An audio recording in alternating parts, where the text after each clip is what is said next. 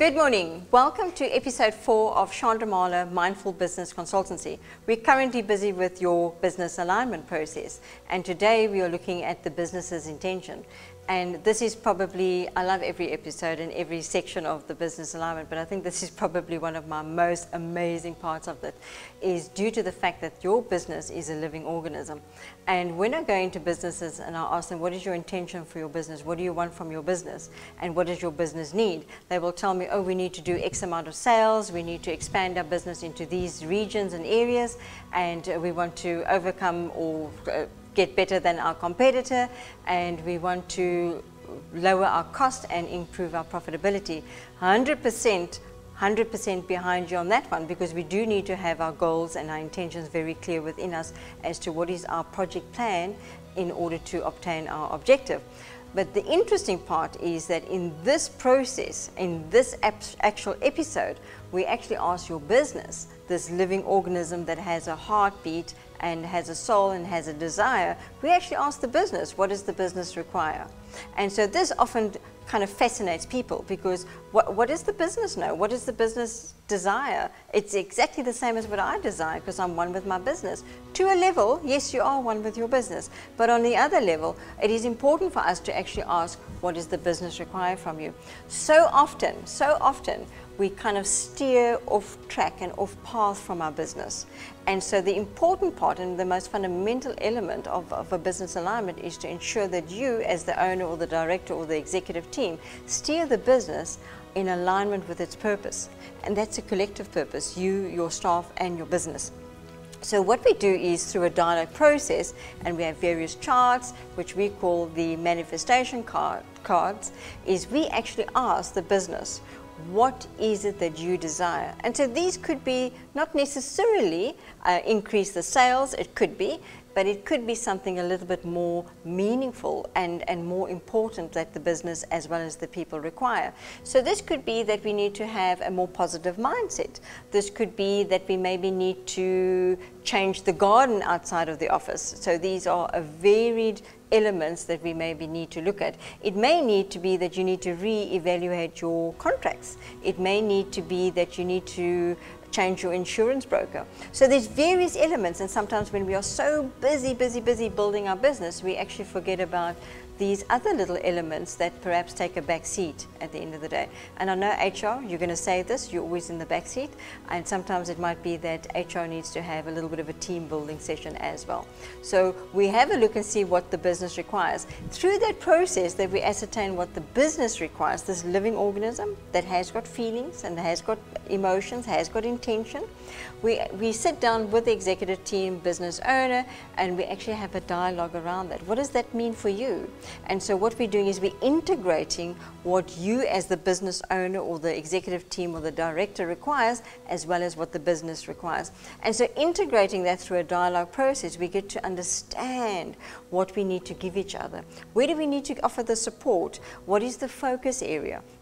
And then we start to then relook at the intention. And most times we find that the intention that the executive team or business owner had initially, there might be a slight shift. It could be terminology, which does play a huge role, or it could actually be that they actually start to realize, you know what, I actually need to steer the business more from this direction into achieving my objective. And as soon as we start to shift the approach from which we are coming from, automatically the end result is going to be a more desired result at the end of the day.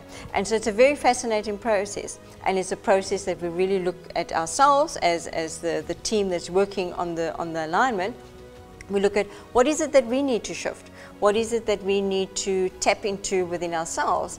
And so there, once again, I would use, for example, the flower cards, which will say, for example, perhaps it is the self-worth as you as the director, or you as the executive team or business owner or director actually needs to reevaluate. What is my self-worth? How is my self-worth actually playing out in this intention setting? Is it going to be an intention that is achievable, or is it an intention that is going to be no ways that I'm actually going to make it? And so we need to have a look at that. We also work with the neuroscience cards in having a look at, right, let's perhaps visualize Many people, I know my husband, he struggles to actually visualize. For me it's easy, but everybody's different. Perhaps we need to start to visualize, what does this intention look like? How do we see this intention actually playing out? Is it really to the end objective that we're looking at? Or can we become a little bit more innovative and creative around this?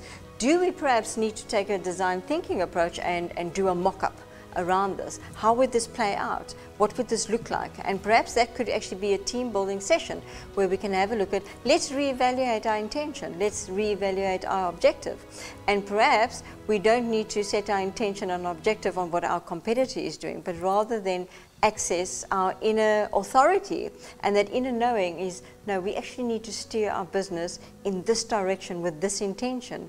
And so we find that the belief within ourselves through this process, the belief in the business, the belief in the director himself, and the belief in your fellow colleague seems to also become stronger, because there's that alignment, there's that alliance, there's that unity. And it's amazing how this diverse team just kind of just gravitates together, and they become so much more powerful, so much more stronger, because they are aligned with the business's intention and desires. And so it's a fascinating and amazing process to actually experience. So if you do want to know what your actual living organism as the business desires, then definitely let's have a look and see and have a process, and we can ascertain what the business's desire is.